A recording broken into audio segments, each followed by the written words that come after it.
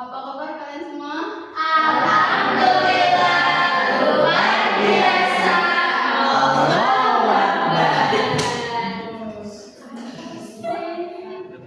Coba lihat kanan kirinya ada yang masuk ke hari ini. Gojali Bu, Gojali nggak masuk Bu. Ibu Gojali. Gojali nggak masuk.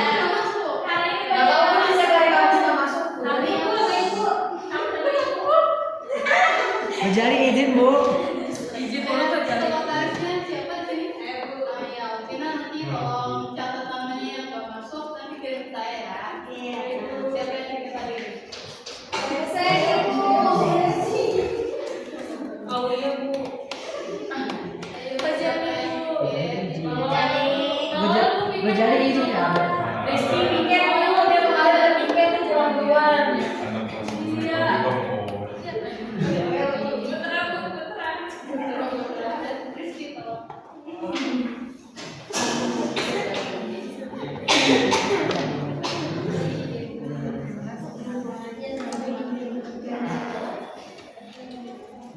Oh iya, materi minggu lalu kita telah membahas apa ya teman? Enggak Bu, lupa Bu. Hobi loh, sampai lembaga keuangan. Ya benar, kasih ya. Oke, materi hari ini kita akan membahas tentang materi yang sangat berkaitan dengan kehidupan kita sehari-hari, yaitu tentang arah pembayaran non-tunai. Tulis ya Bu.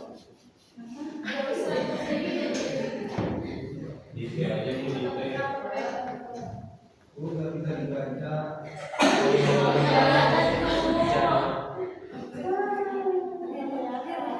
Oh iya. Tahu bacanya Bu? Alat pembayaran non-tunai.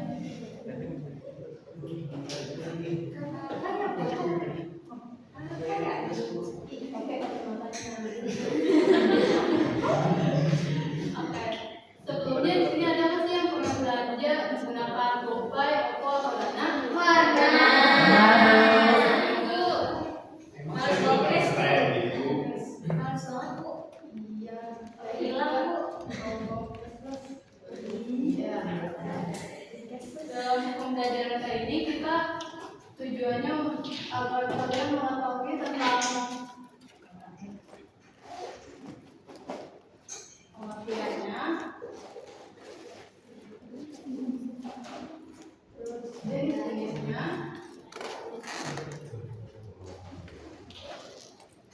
manfaat, lalu kelebihan dan kekurangan.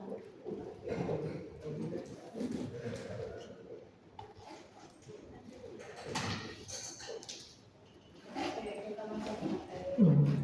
Pertama definisinya itu pembayaran tunai adalah alat yang digunakan dalam proses pembayaran tanpa menggunakan uang fisik seperti koin dan kertas. Itu tuh koin dan kertas itu termasuk contoh alat pembayaran tunai yang biasa kita gunakan sehari-hari. Sedangkan untuk uang tunai itu kita menggunakannya seperti cek, biro, kartu kredit, dan uang elektronik seperti contohnya tadi GoPay, OVO atau Dana. Lalu menurut Otoritas Jasa Keuangan atau OJK, alat pembayaran tunai atau kas disebut cashless dapat menjadi solusi untuk sistem pembayaran dengan transaksi nilai kecil yang mengacu pada transaksi dalam bentuk pembayaran digital. Nah, di sini jenis-jenis alat pembayaran tunai itu ada 3. ada bentuknya kertas, kartu, dan elektronik. Saya minta tolong untuk membacakan bentuk kertas. Saya boleh. Bentuk kertas ada yang pertama adalah cek, merupakan contoh alat pembayaran non tunai berbentuk kertas sebagai surat perintah kepada bank untuk mencairkan dana dalam jumlah tertentu atas nama nasabah maupun nama lain yang tertera dalam cek. Yang kedua ada giro, adalah surat perintah kepada pihak bank. Yang membedakan antara keduanya adalah giro tidak digunakan untuk mencairkan dana, melainkan untuk memindahkan dana dari rekening satu nasabah ke rekening nasabah yang lain. Yang ketiga ada nota kredit, adalah surat yang digunakan oleh nasabah untuk mengirim dan memindahkan uang non tunai ke rekening lain dengan metode clearing. Jenis alat pembayaran non tunai yang satu ini biasanya dilakukan untuk transaksi dengan nominal besar. Baik, terima kasih saya. Jadi bentuk alat pembayaran tunai yang kertas itu bentuknya berupa cek, giro, dan nota ya. Itu biasanya kita gunakan tuh kalau misalnya ke bank-bank aja. Lalu selanjutnya ada bentuk kartu, ini yang paling umum. Dia bentuknya ada dua. Yang pertama kartu kredit, dia merupakan bentuk alat pembayaran tunai yang dikeluarkan oleh bank dengan sistem utang. Ini tuh jadi sistemnya kayak pay later gitu. Kita bayar, misalnya kita beli barang. Nah, itu tuh bayarnya yang bayar duluan tuh dari bank, jadi kita sistemnya utang.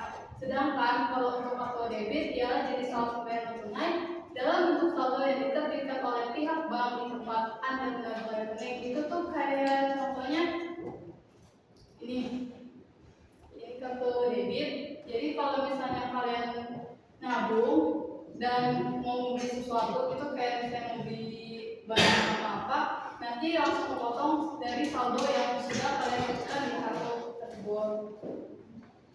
Selanjutnya ada bentuk elektronik, yaitu jenis alat pembayaran tunai yang kerap dikenal sebagai electronic money atau e-money. Saya beri contohnya. Umumnya sering digunakan dapat berbentuk kartu maupun server kayak Flash, Breezy, GoPay, OVO, dan Dana. Selanjutnya ada yang bisa membacakan manfaat. Ya?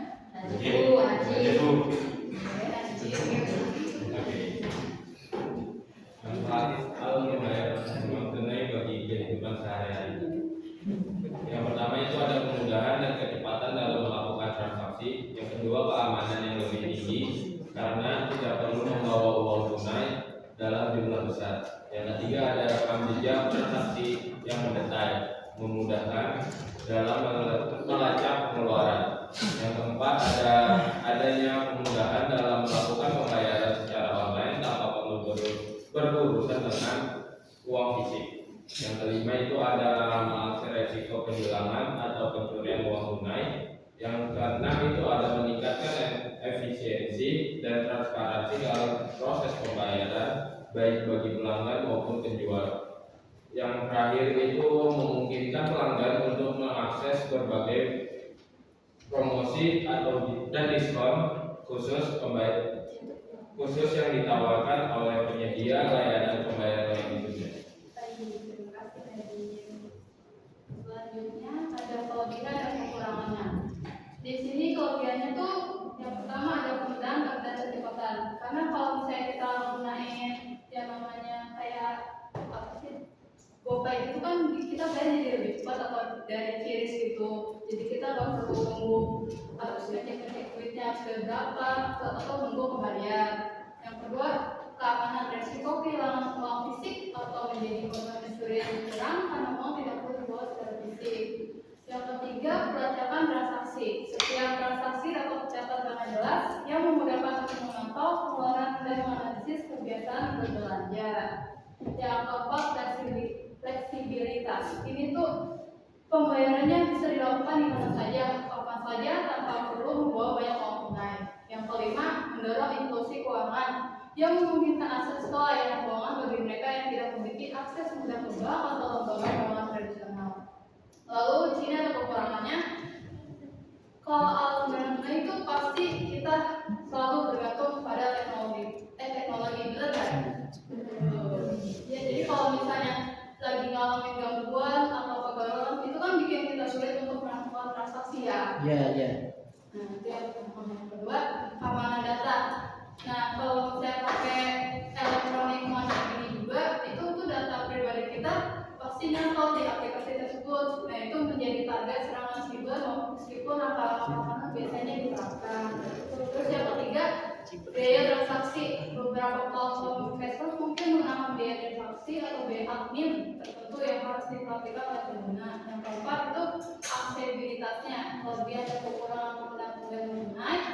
Yang kelima itu privasi. Penggunaan cashless dapat mengurangi privasi karena setiap transaksi dapat tercatat dan diretas oleh pihak yang berwenang. Baik, dari penjelasan saya tadi, saya minta 3 orang untuk maju mengulas kembali materi yang tadi saya sudah jelaskan. Oke, saya. Ya, itu yang tadi. Bina. Ibu saya mau minta. Boleh ke depan sini. Saya.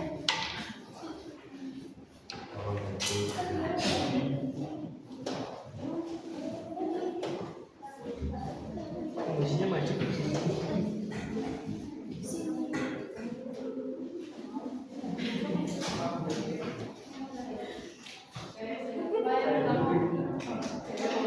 Jadi seperti yang dijelaskan oleh Bu Anita tadi mengenai manfaat dari alat pembayaran non tunai, kita jadi lebih mudah untuk membawanya.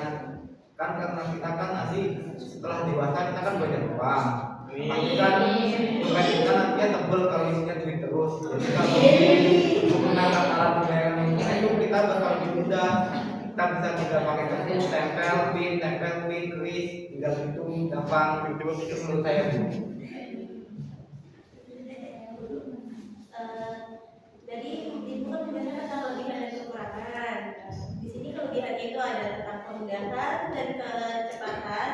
Terus yang kedua itu ada keamanan, yang ketiga itu ada perancangan transaksi, dan keempat ada fleksibilitas, dan yang kelima itu ada mendorong inklusi keuangan. Sedangkan untuk kekurangannya itu ada ketergantungan pada teknologi, terus keamanan data dan biaya transaksi atau admin. Yang keempat itu ada aksesibilitas, dan yang terakhir itu ada privacy. Nah, selanjutnya yang tadi sudah jelaskan, definisi dari alat pembayaran itu intinya adalah alat pembayaran non tunai yang digunakan dalam proses pembayaran tanpa menggunakan uang fisik seperti koin dan kertas, melainkan uang non tunai seperti cek, biro, kartu kredit, dan uang elektronik. Nah, jenis alat pembayaran non tunai itu ada kertas, kartu, dan elektronik. Nah, kertasnya itu ada cek, biro, dan nota kredit. Kartunya itu ada kartu kredit dan kartu debit. Elektronik itu seperti yang tadi sudah dijelaskan Ibu Anita, ada kayak e-money, kartu flash, Brizi, GoPay, OVO, dan Dana. Baik, beri tepuk tangan.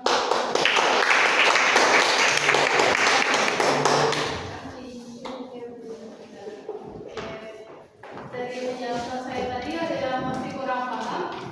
Sudah Mengerti, Bu. Oh iya, saya lupa. Nanti saya bakal ngirim KPD, itu isinya tugas yang akan kalian kerjain. Nanti dikerjain ya. Minggu depan kita kumpulin. Kalian kumpulin. Baru jangan lupa juga untuk mengisi bagian refleksinya ya. Sebelum menutup pembelajaran hari ini, alangkah baiknya kita berdoa terlebih dahulu. Kelas. Ibu.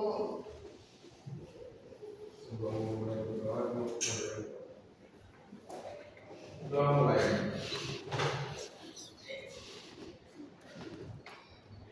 Udah selesai.